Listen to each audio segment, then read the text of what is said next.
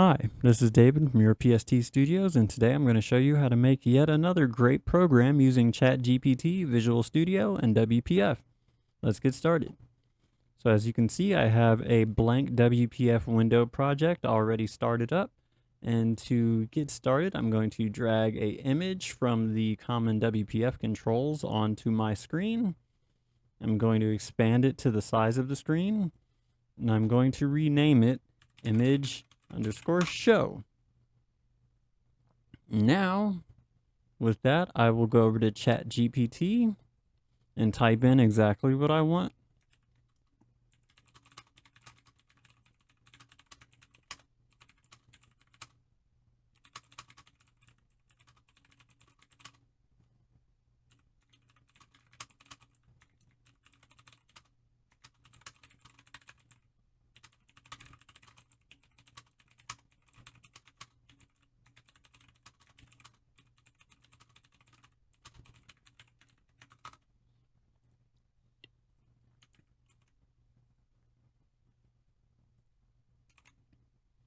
All right, so what I wrote to ChatGPT, and let me add one more section in there.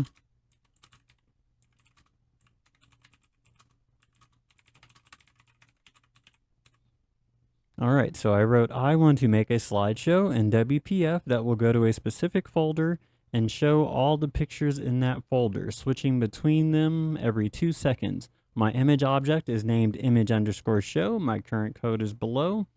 And on this one, I actually copied all the code within it, so that way ChatGPT will kick out all the code we need.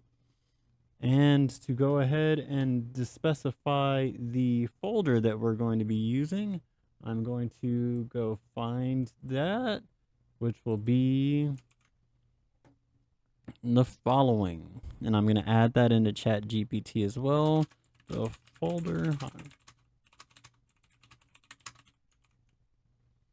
Okay, so let's read that one more time. I want to make a slideshow in WPF that will go to a specific folder and show all the pictures in that folder, switching between them every 2 seconds.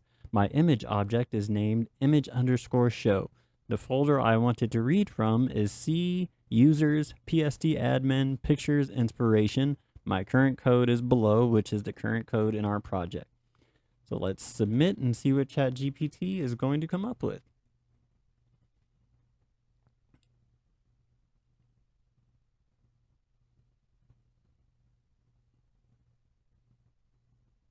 All right, so as you can see, it kind of goes over what it's doing and how it's giving us the result that we're going to be receiving. It even gives us the XAML code in case we don't have it written already, which is great because if you're not exactly sure how to make what you want to make, you can always just write this in, copy it, paste it into your project, and see how it works for you. In this case, I'm going to go ahead and copy all the code below because luckily I copied it all before, so it knows exactly what it looks like. And I'm going to paste that there. We're not getting any errors because, like I said, we pasted in all the code and we copied the code that it gave us back, so it shouldn't have any type of errors. You might get one for us putting in references, but you can handle that once you get there. And if you do run into an error, you can go to ChatGPT and add in all of those sections that you're getting errors from. You can copy the error, right click. This error is from a previous tutorial, so you can go ahead and ignore that. But we're going to go ahead and click start and see what we get.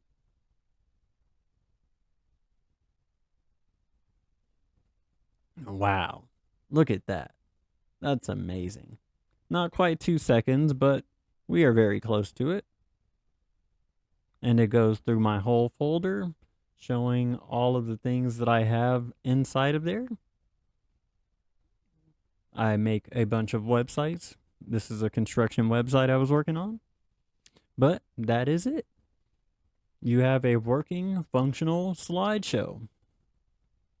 Now, as we can see, there's still some limitations to it. You can add in different things for it, such as PNG, and ChatGPT usually does a pretty good job of telling you the different things that you do need to change on here and what each line of code does. But it's as simple as that. If you learned something, hit like, hit subscribe, share the content with others, and check back later for more amazing content. Thank you.